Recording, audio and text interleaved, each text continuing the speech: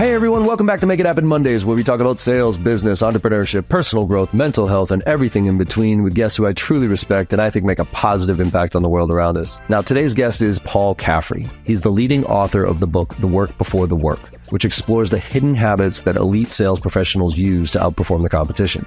Paul's also a keynote speaker and works with early stage founders, helping them build sales processes to hit their first 1 million in ARR.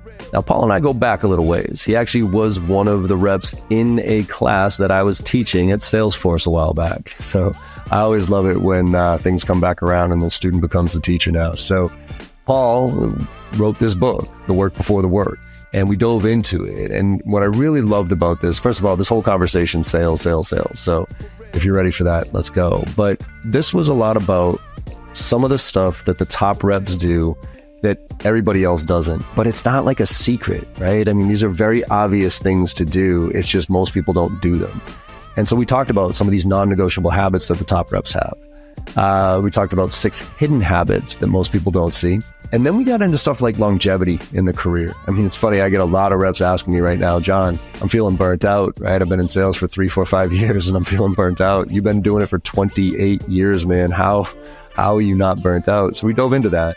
And then we talked about how success leaves clues and how we have to get back to some of these fundamentals or else we're going to lose ourselves here, and really dove into, again, exactly what the best reps do. So if you're looking for a sales conversation, you found it. Hope you enjoy the conversation as much as I did. Let's make it happen.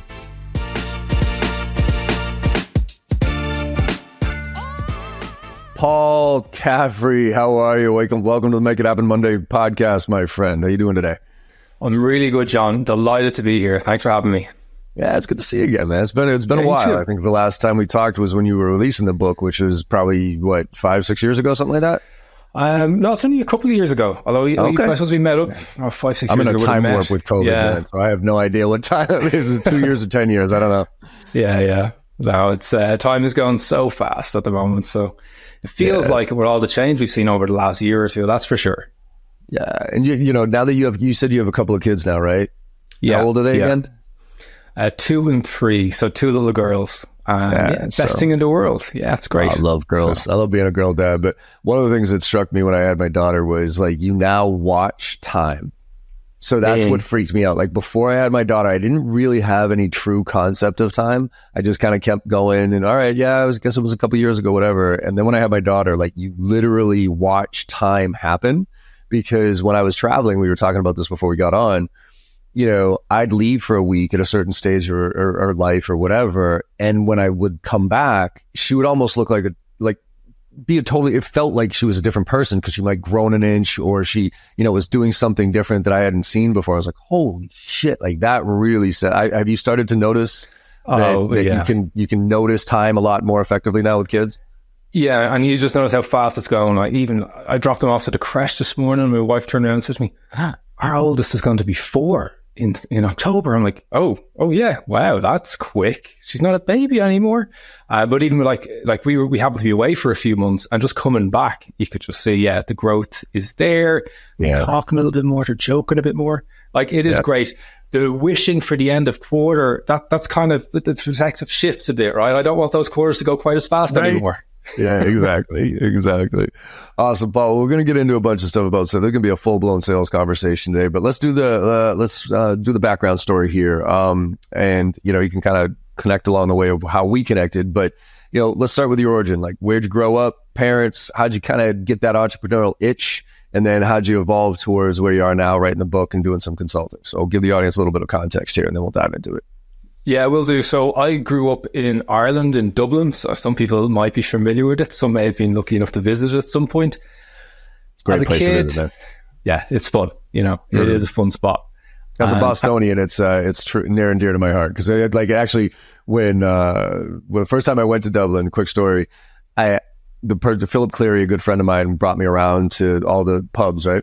Oh, excellent. And I had this big shit-eating grin on my face, and he's like, what's so funny? I go, that pub's in Boston, that pub's in Boston, that pub's in Boston. And I don't mean just the name. I mean the name, the decor, Sully around the corner who's sitting on the side, like, you know, Patty over there who's drinking, you know, Guinness. Like, it's almost like the Irish came over here and we're like, yeah, we're just going to replicate what's going on here in Boston. Yeah. It's so cool. And you see that all over. And one thing I can't get over, anytime I go to other cities, is that, there are days of the week when it is good to go out, whereas Dublin, it's any day. So I was like, oh, what? It's quiet. Like, why is there nobody out on a Monday? And now you're like, oh, okay. Mondays you're not supposed to be out. Right, I got it. So growing up in that culture was great crack. As if you spoke to me as a teenager, I was like, yeah, I'm going to be a professional footballer. I'm going to play soccer in England. And I was on that track. So very competitive, very focused on that. And then it's be like, oh, well, if that doesn't work out, what's going to happen? And I was like, no, it's okay. I'm going to work in research science. I'm going to cure some disease that nobody has cured before. So long story short, football career didn't pan out. Injuries probably just wasn't good enough, but injuries definitely prevented me from being able to continue. And then I decided, right, I went into science. So my father was a scientist, and it was a kind of natural thing that was always around conversations, the dinner table or whatever. That was fantastic. 4 years, got qualified. And just as I qualified, it turned out that research science was, I guess the options had changed. So instead of actually being paid to do 4 or 5 years of research, and the way it works, you research something, you discover something amazing, your career is made, you don't, that's okay, you go on in industry, so it's still a good thing, but you are paid for that work. It then became free work because the economy collapsed 2008. So I was like, no, come on in and work for free in your 20s. So for me, I was like, oh, it doesn't sound like too much of a good deal. I'm not sure about it. And so I left Ireland, went to London, and this looking around and decided, okay, well, let's try sales. I really like the idea of it. And there was a company, Sun Microsystems. I guess they were acquired by Oracle at that point. I went in and I suppose cut my teeth there, spent a couple of years of that. And then I realized, this cloud computing thing, only 1% of companies are using it. This is going to be pretty big. And so then, fortunately, got the opportunity to move back to Ireland and was involved in the Microsoft launch of 365, which was Microsoft's cloud services that nobody heard of or trusted or wanted back then. So that was a fun time. So nobody wanted to buy anything, and then they really didn't want to buy new technology. So that was a tough period, but really helped me learn what it needed to be successful in sales. And then got the opportunity to actually do that in the Irish market. It was then launched with a telco in the UK. So I went over to the UK and was over there for 4 or 5 years again. So kind of back and forth.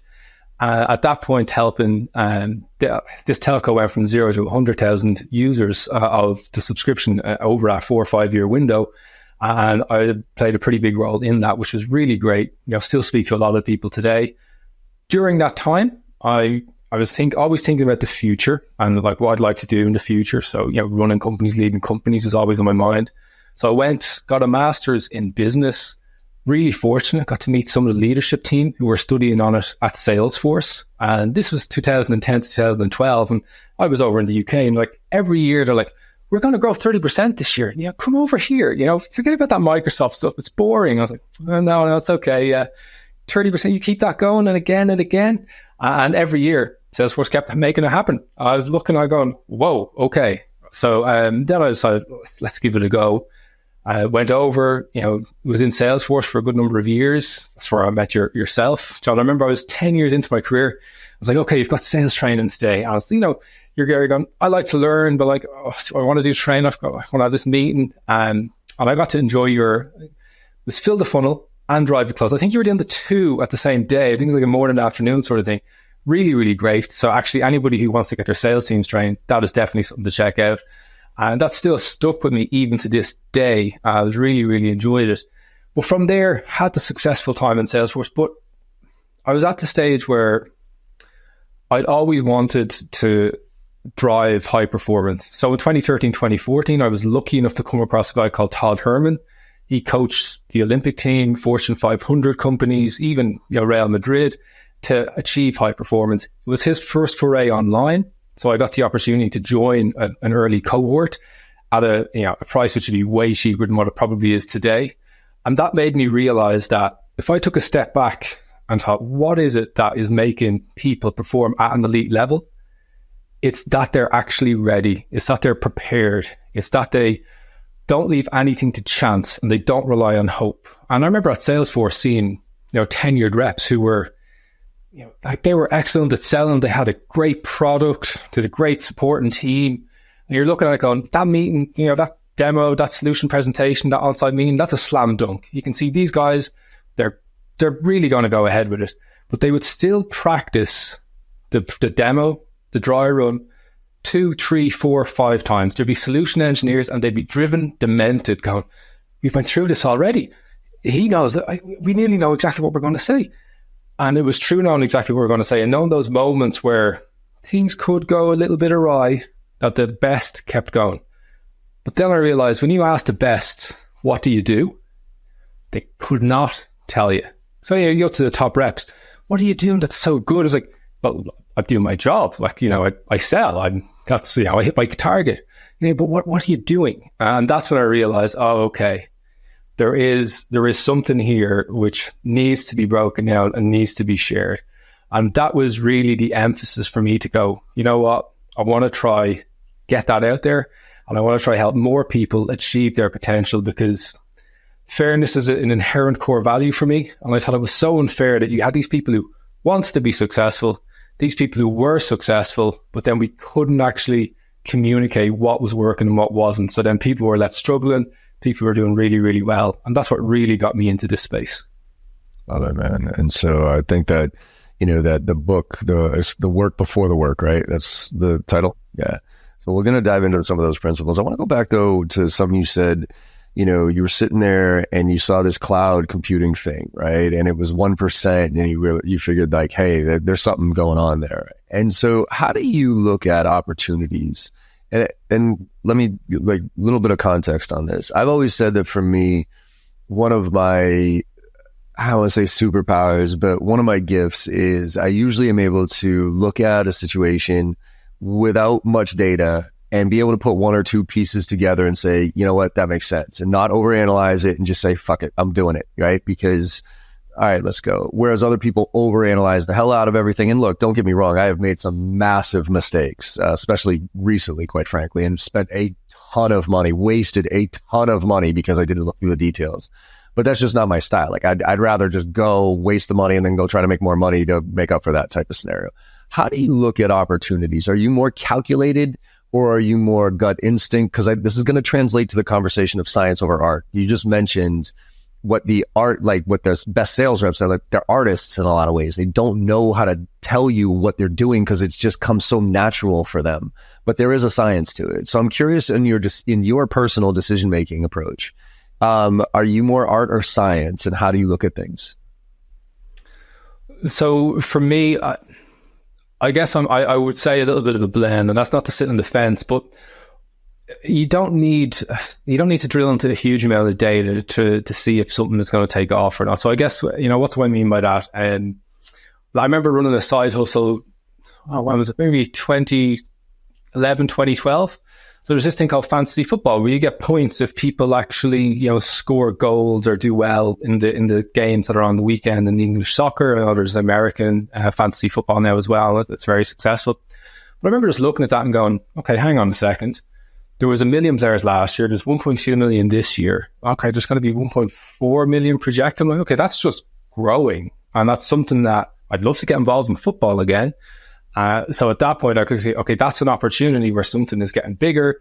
So jump on it. So we did set up a podcast, and we, worked on national radio, writing for a national newspaper. And, all of a sudden your side hustle becomes another business, and that's fantastic. And it was great. But it comes down to just being able to look at something and try to extrapolate what you think is going to happen, and then using technology a little bit to your advantage. You don't have to be like an expert in it, but you have to understand, well, what tech could you use that would actually help you versus others?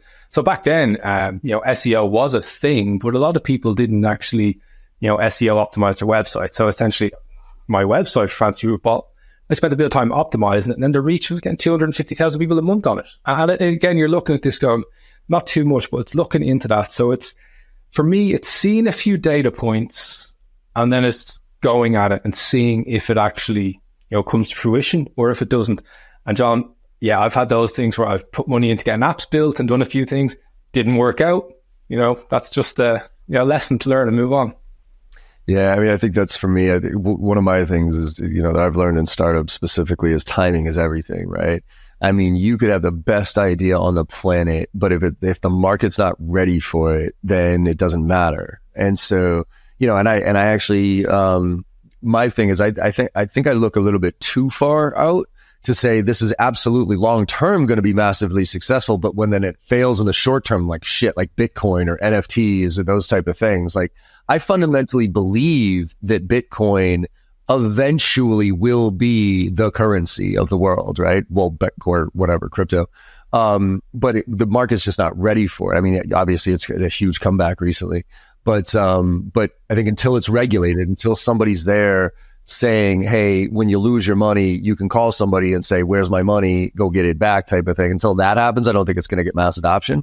So it was like, that's why I'm psyched I left my Bitcoin in there, because I was like, oh man, I took a dive on this shit. And then all of a sudden I'm like, yeah, I'm back in business. So I think it's one of those like short-term, long-term. And that's why, have you ever read Simon Sinek's book, Infinite Game? No, I haven't actually. Yeah, man, I'd highly recommend putting that one on your list. Yeah, he's got his why, which is what had put him on the map. But his book, Infinite Game, to me is a brilliant one because it talks about there's two types of games. There's the finite game and the infinite game. The finite game is there's a winner and a loser. It's like a football match, right? There's two teams. There's a winner and a loser. I'm trying to beat you. Whereas the infinite game is I'm just trying to stay in the game. And that's kind of where I think I want to transition our conversation to, sales reps and the ones who stay in the game. Because there's something different about the ones, and it's consistency, it's showing up every day, it's doing the right things. And I want to peel back on that because, when we were prepping for this, before we jumped on here, I told you, I've been doing a lot of sales kickoffs recently. And, I usually get the questions about this, whatever, but there was more than a few that came up recently that were just like, man, how do you still do it? Like, you've been in sales, like in the forget about like what I did before school. But you've been in the profession of sales for 28 years, and I still sell every day. I still prospect every day. I still negotiate all my own contracts. I still work with my clients, and I still do the work. And people are like, dude, like I'm 25 years old, and I'm feeling like I'm 80 at this point, and I'm burnt the fuck out from this profession. How do you stay with it? So let's talk about some of the characteristics that you see in some of the best reps that you work with and peel back some of these layers here. Because you have like 6 hidden habits. You got some non-negotiable habits here too.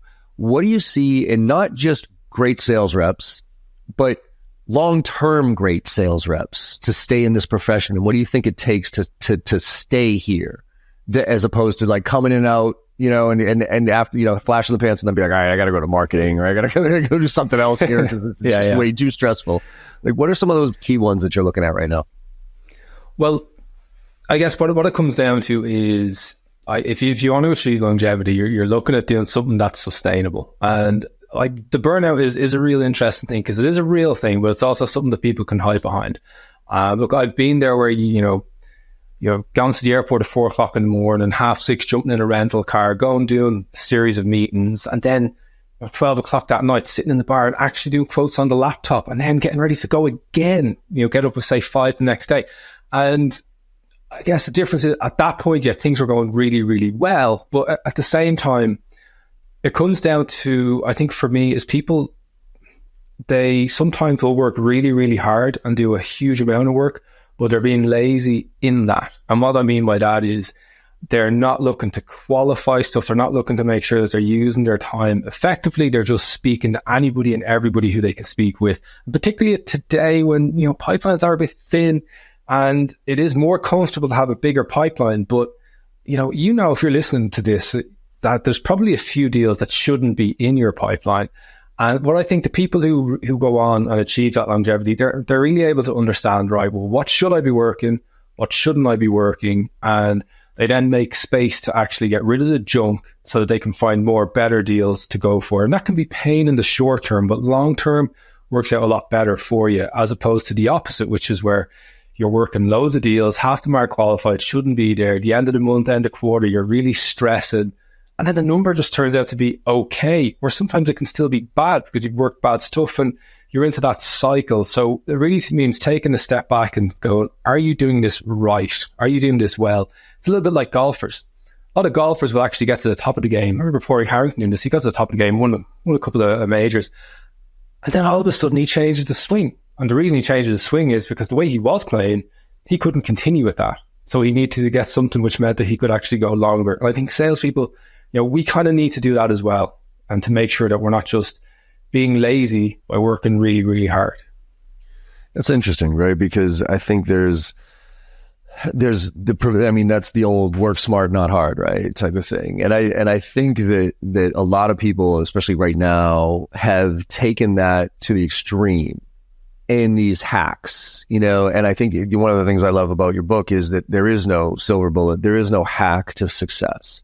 But I think everybody's trying to work so smart so they don't have to work hard. And I'm personally calling bullshit on that, because you have to do both.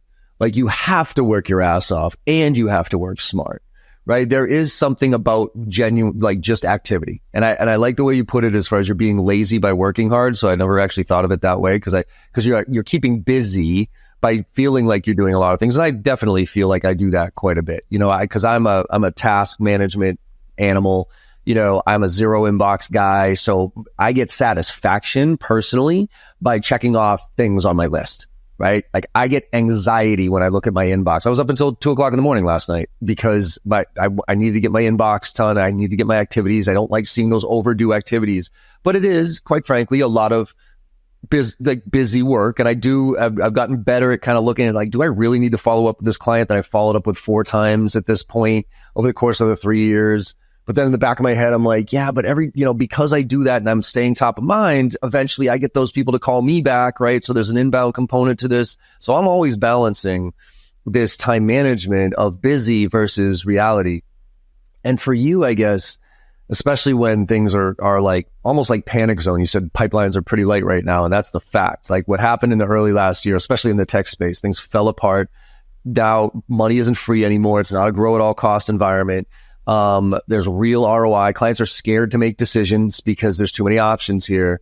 So, my thing is, yes, smart, but if you are not hammering it right now to try to just get as many conversations going so you can at least understand what's happening in the marketplace, because there's one thing about finding the sale. There's other thing about finding the gaps of what's actually happening in the marketplace. And I genuinely believe you have to have as many conversations as you can with as many people when times are tough, to just do some market intelligence, if nothing else. So how do you balance that quality quantity approach when you're like how do you see top performers balancing that quality quantity approach?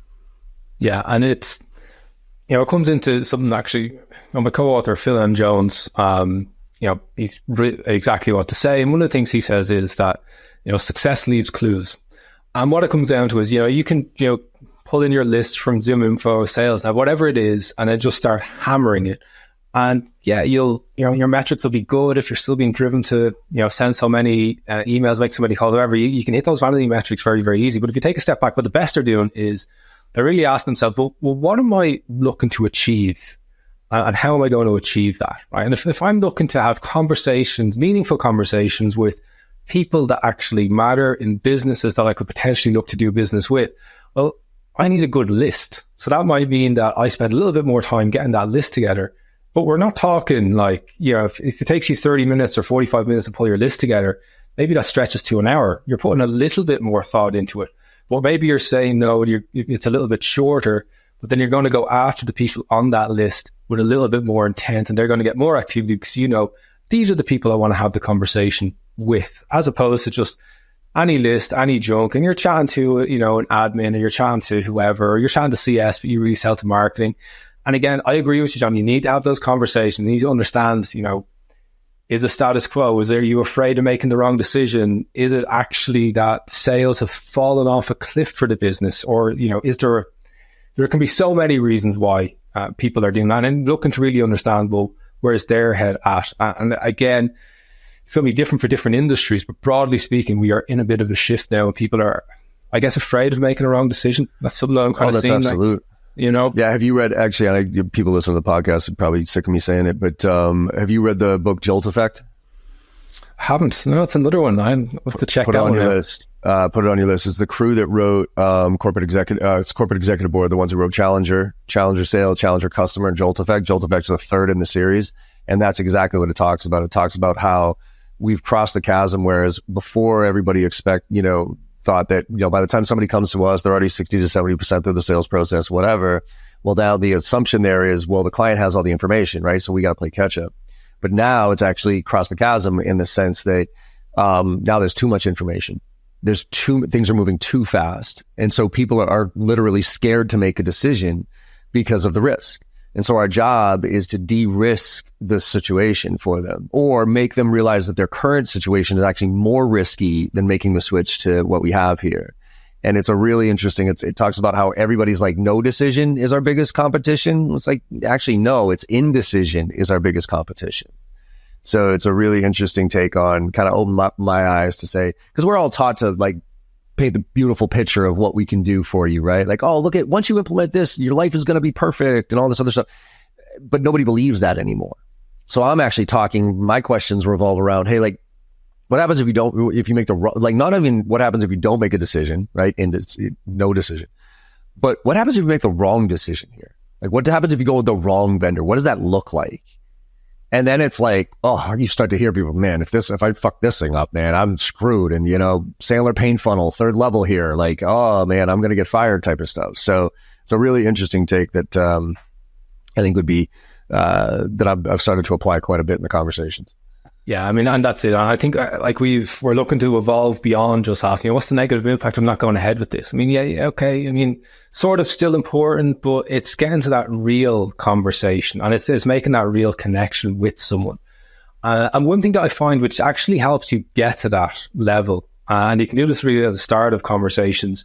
I notice this is something I think you do quite naturally, John, as well, is if you share something with the person that you meet that they don't expect you to know, you all of a sudden get them to lean in, and the conversation starts, as opposed to looking just, let's just build rapport by chance. I'll mention, oh, did you see the game last night? And it turns out you don't like that sport. Great, we're off to underway. And then the rest of me can be exactly the same. But if you actually frame it that way, then you're in the position of getting people to lean. Oh, actually, this person's done their homework. They've saw that this about the company. They saw that I did this role, and bring in a perspective or a point of view. And if you're super young in sales, lucky you, so that's, good for you. It's great. I'll trade places with you anytime. Yeah, exactly. Yeah. But you can flip that round and do a little bit of an 8 Mile M&M. Some people might not remember that movie, but essentially watch it. Yeah. Yeah. It's like, well, you can call out that, look, I'm only a year in the industry, and what I'm seeing is this, and I think it means that, but you're obviously, much more experienced. What's your take on this? And then just flipping around, and all of a sudden, having some difference there, it just gets people to actually open up and have real conversations. And that, I think, is what we're kind of going back to. So we're kind of leaving these templated questions and, going through stuff, because they're hearing the same questions all the time, different variations. So it's basically, an experienced executive, they know, oh, you're taking me through this, you're taking me through that, yeah, blah, blah, blah. But it's then into connecting. And that takes a little bit more preparation and understanding what you're looking to try to achieve out of those meetings. Yeah, I think to your point, I even start the car. I don't let the client guess whether I prepared or not. I'll straight up say, hey, Paul, as I was preparing for our meeting today, I noticed on your website, I noticed you just posted something. I noticed whatever that is. Literally just doing that, you'd be amazed at how that wakes people up a little, because to your point, they're so used to going through the drone, like BANT questions, dumbass shit, and then droning through a demo and whatever. So if you just literally start with, hey, I was kind of curious, like as I was prepping for this, I noticed that was really interesting. And how'd you get to where this, point in your career, or what impact is that having on you? You sit up and be like, oh, damn, like this is actually a conversation. This isn't an interrogation and then a pitch. Like, wow, all right, let's open to this. And it immediately loosens up the conversation. So you talk a lot about prep, right? And what the best reps do to prepare to win versus just kind of act in the moment. And I think a lot of this comes down to practice. You said earlier, Tiger Woods is another perfect example of that. Like he rebuilt his swing probably 15 times in his career, right? Even when he was at the top of his game, literally when he was the number one golfer in the world, he went and redid his swing 100% and practice. And there's this beautiful Michael Jordan video who's my personal favorite basketball player. And he's like, maybe I made it look too easy. Maybe it's my fault. He's like, maybe I made it look too easy on the court. Cause seeing Michael on the court, it was like a ballet, man. It was like, oh my God, like look at that he's different. But the amount of work he put in to get there behind the scenes, same thing with Kobe Bryant. Like there's a great story I read recently, Allen Iverson, who when he was 19 years old went to LA and Kobe picked him up, and Kobe was 18 and he had just gotten into the NBA, right?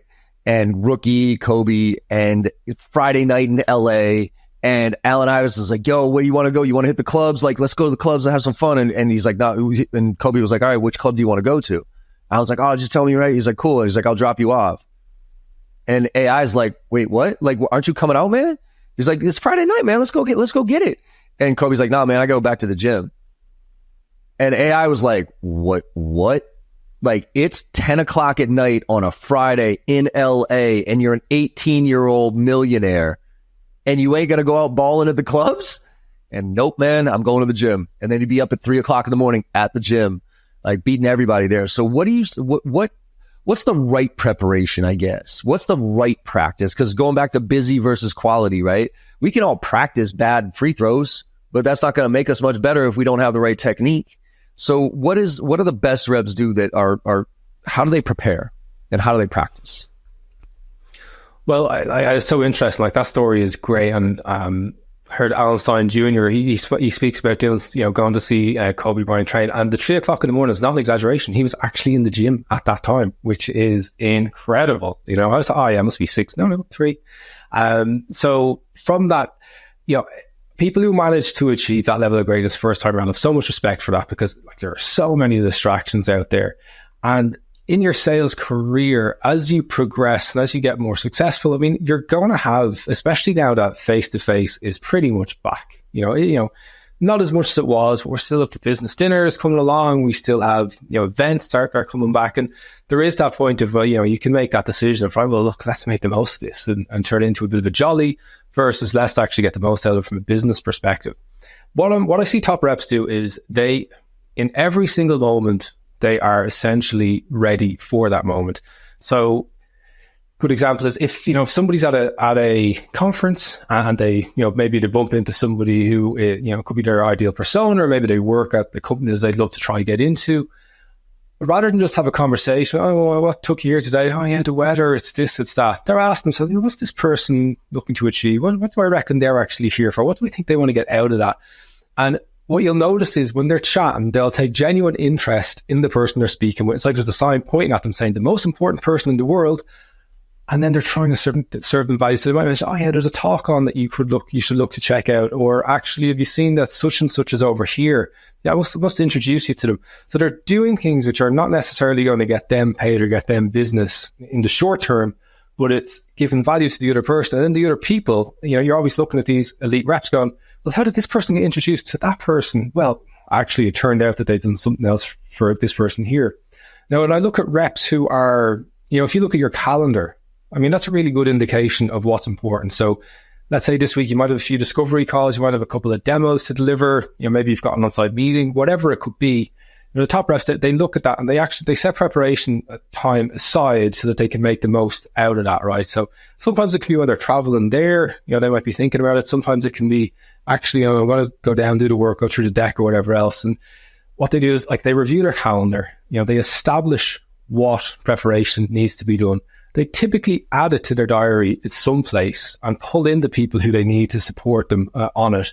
Crucially, they do it. And that means that they are you're ready at that point. And like that acronym, that's something I share with you. It's ready. And that's what they're doing. How much preparation should you do is another thing. And this is something we've got to be so careful of. This is not an excuse for procrastination. This is not an excuse to fill your diary full of preparation for all these different tasks. It is getting us down to doing the level of preparation that's appropriate versus, I suppose, the percentage of quota that is going to be knocked off, that you're going to actually retire from being successful in that. So if you're an enterprise seller, you can spend 2 or 3 days preparing for a meeting. You can spend a week preparing for a meeting because you might sell 1 or 2 deals a year or even just that one. But if you're working in SMB, you're probably looking at maybe 20 minutes because you might have to sell 10 deals, 20 deals a month, depending on what you're providing. So from that perspective, it's been really focused on not letting this become a big time waste for you. Brilliant. Yeah, I think that's the key. It's like there is a level of prep before a meeting that is kind of too much is too much, right? Where you're over prepared for it. It's just like a presentation. There's been times where I've over prepared for a presentation where you were saying earlier where like, the SE is like, dude, like we can almost recite this word for word at this point. This is the 5th time we've done this. And with those, there is a fine line, right? Because if you are so prepared and you think through every scenario, then you're almost on a script and you're not allowing the subjectivity. You're not allowing the flow of the meeting. You're dictating the conversation, which is what you shouldn't do. So I kind of ebb and flow on this sometimes because, Gary Vaynerchuk, I saw him one time do an interview with LinkedIn, and he actually said, I agree with Gary on most stuff. Okay. This is one I don't, where he said, I don't prepare for any meetings because I go in as a blank slate because I just want to listen. I just want to listen. I want to hear what their problems are, and I want to figure out what the best solution is. Because if I go into prepared, well, now I'm kind of angling the conversation. I'm asking leading questions. I'm, making assumptions about certain things. And I'm like, Gary, I appreciate I like the concept that you're talking about there, but you're Gary Vaynerchuk. Like, people are going to want to talk to you. People are going to want to tell you their problems, and they enjoy just having Gary Vaynerchuk in the room with them. So the normal everyday sales rep doesn't get the audience that you get, doesn't get the transparency that you get from the client. So they have to prepare. So I guess from your standpoint, like, when do you know to your point that you've prepared too much? Because I've seen people, by the way, freeze up on stage because they forgot the next line.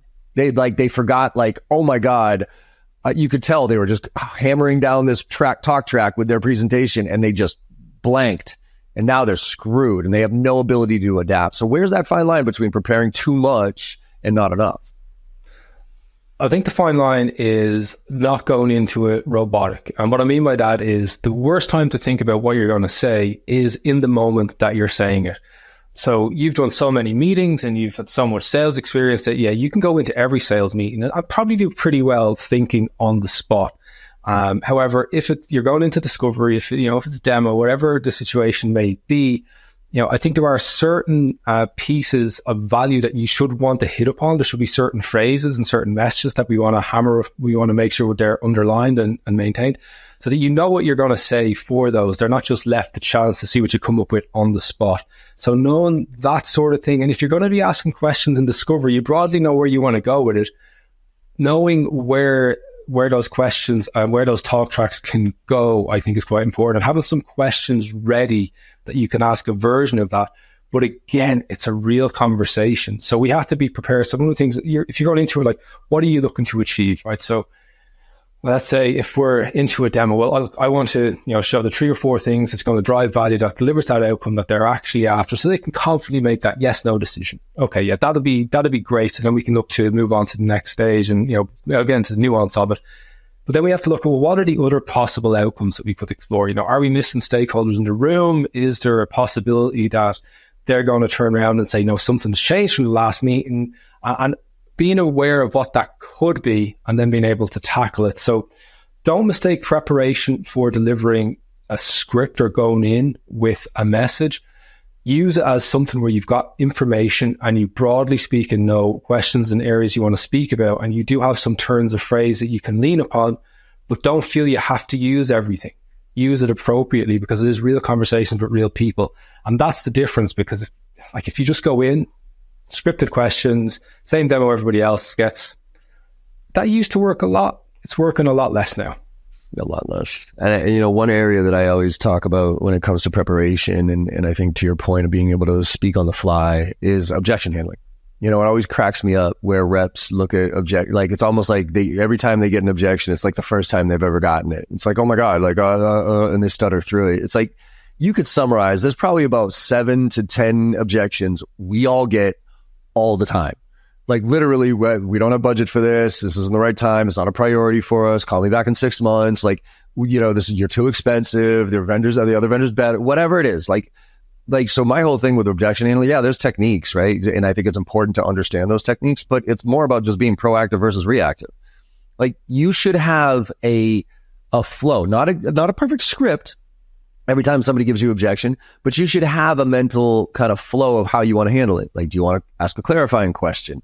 Do you want to justify it? Do you want to reprioritize it? Like, whatever it is, so that when it happens, you can be in the moment and kind of choose which one is the most appropriate for it. But every rep feels like it's the same thing with closing. Reps don't know when to close. It's like, you should kind of map that out. Like, what are you closing for? And I don't mean just the contract, right? I mean the next steps, close for a meeting with power, close for all these other things. And it's like, it's always such this awkward thing when a rep tries to do it on the fly, unless they're that artist, unless they're that tier 1 rep, right? That is just the one that knows how to do it innately. Most other people, like, you could feel the awkwardness around the close. And I'm like, you should walk into a meeting knowing what you're closing for, at least closing, 3, 4, 5 different potential things here. And then you should kind of workflow this out or practice and role play. So with that, how do you look at role playing? Because I have some very strong opinions about role playing. I think they're garbage in most areas, but I think they're very good to prep for about to execute. So how do you implement role playing into the practice component of sales? Yeah, role playing it's so interesting because nobody likes to do it, right? Let's just call that out. You really don't, especially then when there's other people listening. I think role playing, it can really expose weaknesses that you don't know are there. I remember being with a business, a couple of months ago, and they put their top rep up to do a role play with me, and the whole team is listening. I'm going, okay, like, it's their best rep, so hopefully people learn from it. Person froze, didn't really know how to answer, and it became really obvious that person was first in and just happened to get the best opportunities because they built up status in the company, but they hadn't actually got the skills to deliver upon it, which is a big shock for me and him and everyone else. And it felt a bit bad for the guy, to be honest. The key thing, though, is with role play, there's probably 2 things I'd pull in onto it. One is, if you think about those objections that you get, those 7, 8, or 10 objections, right? You should have answers to those questions, and they can be, every quarter, have a look at what the objections that you're getting are, because they are changing. As we see, we're going towards indecision and not no decision. So again, there is a subtle change that's happening out there. And speak to people on your team, speak to leadership, the founding team, whoever you've got access to, and get their answers to it and collect the best answers there and have them ready. And if you're going into a role play situation, that is a chance for you to look to actually use some of those great answers and go through that. And then the other side of it as well is role play can sometimes open up your eyes. You could call somebody up, hey, I'm looking to speak with such and such and blah, blah, blah. And then somebody, yeah, no problem. You can speak to them straight away. And then, oh, okay. And I think that's very important when you're doing role plays as well, particularly if you're leaders, because sometimes you will get that easy yes, and you will get through to that person. You will get that mean. You won't always get beaten up over it. And I think mixing that into role play makes sense. But again, I would limit the amount of role play that is actually done, because I don't think people enjoy it enough for it's embarrassing. It's also manufactured, and so you're never at your best. You're always thinking more about what people are judging you on versus the actual ability. But where I actually think role playing does make a difference is like right before you're about to do the thing. So it's like a football, right before you're about to go on the pitch. You sit there and just jump out there and start playing. You kick it around a little bit, you stretch out a little bit, right? So I think like right before you're doing a call blitz, that's a great time to do a role play. All right, everybody, get on a call right here. I'm going to run a couple of scenarios by you. Let's hit some gatekeepers. Let's get through to a couple people. Cool, we good? Or like right before you're about to go to a meeting, hey boss, here's the scenario. I'm about to go in. Here's my goal for this. I got to get to the I got to get the power. I want you to object to me, and let's blow this out. So I can just kind of loosen up a little bit here. So that's where it's almost like practical application role play, as opposed to trainer role play with some dipshit like me who's going to stand up there and embarrass you because I've done this a million times before, and I know how to guide this conversation. Like that to me is like, all right, especially pulling people up on stage in front of 300 people or something like that. Like that's just asinine to do, I think. Yeah, so cruel. Yeah, and I guess I probably in my world, that role play that you're speaking about, I'd kind of nearly push that into the dry run category and go through it. And even if you find just you've got a bit of time, you're sitting down before you're going into that meeting, whether it's traveler or you're there, even trying to write this objection comes along, what's going to happen? That objection, what's going to happen? And then there are strategic things that you can look to do. You know, sometimes if you're at an on-site meeting and you know you're going to be leaving, and you know if there is, let's say there's a chairman or you know a CXO in the meeting, and you brought your RVP or somebody along with you. You know, can you actually strategically make sure that they get a little bit of time to chat together as well? So there's a bit of executive alignment there. Are you looking to match people on the deal side with your on your side as well, so that when it comes to it, is there's multiple different voices speaking to the customer. And that doesn't just have to be a mid-market or a beyond thing. You can even be looking to do that in SMB as well, and looking to utilize that wider team. Now, these days, like these little things, they do put on, they do help you get that deal a little bit more. And we have to go that step further to actually figure out and look to de-risk things. And one thing that I always think is super important that we tend to overlook when thinking about de-risking is, you know, even like, let's say CEO wants to buy something. You know, they want to bring in this software and they're like, yeah, look, we want to bring in John Barrows. We know this is what we need. Matt, this is really, really helpful. We've got this gap here. If the team don't want it, like let's say a sales manager or the team don't want it, that's going to make it uncomfortable and difficult for that CEO to actually get it in and then to make sure training's attended and it's used or whatever else. So if we take a step back, really part of us is to, we want to get the decision makers on board, we want to show the value, but we also want to have the users and people who could be involved at a lower level going, we want it as well. Actually, when's Sean coming in, as opposed to when is that, I might take annual leave. And these are the things that we have to think about. And that can even just be as much as 15-minute phone call to get their perspective ahead of a meeting that's happening. So they can figure out, well, here's the 5 or 6 people and these 3 or 4, this one's against, these 2 don't care. And you can actually work on that then. Yeah, I do that a lot with trainings, like, because you're right, the days of an executive making a decision and stuffing it down everybody's throat, whether they want it or not, are few and far between, because it is, you might get a short-term engagement, but you'll never get a long-term engagement. So that's why when I get, a potential opportunity, I ask them, like, who are your top 2 or 3 reps and can I talk to them? Because the top 2 or 3 reps usually don't like training because so much training sucks so bad. They want training, they want coaching, but they want good training. They want good coaching, and they've been through so much crap that they kind of come in with this, oh God, another waste of my, like you talked about, like, oh, you were a top performer at Salesforce and I showed up and you're like, Jesus Christ, man, a full day of training. Like, what the shit, right?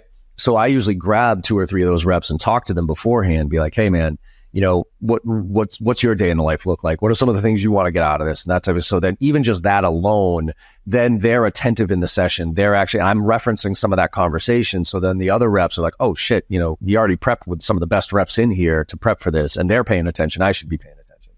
So I think there's little nuanced things that we can do right now, obviously multi-threading throughout the organization, everything else, but look, I know there's a ton more in your book that we could get into, but we're coming up on the hour here. So, Paul, where can people find out more information about you, about the book, about what you're doing? I know you're doing some coaching right now for some AEs, which is always something that my audience is looking for, because I don't do one-on-one coaching. I do training and I got AMAs and everything else, but I don't do that one-on-one coaching. So where can people find out more information about what you're working on? Yeah, if you go to paulcaffrey.com, you'll find everything there. If you go to paulcaffrey.com/assessment, there is an assessment that you can take, which will help you score your ability against elite performers. So you can see where you rank, and that generates a customized report, which will then give you areas that you can take away and improve on your own. So very, very fast to do and very, very useful. And then I guess the other thing is the book, The Work Before the Work, The Hidden Habits Elite Sales Professionals Use to Outperform the Competition. That's on Amazon.com, Barnes & Noble, and pretty much anywhere you can get books, you'll find it. So, there's great resources. Awesome. Well, Paul, appreciate you coming on the show. It's good to see you again, man. Thanks for the conversation. I hope everybody enjoyed it as much as I did.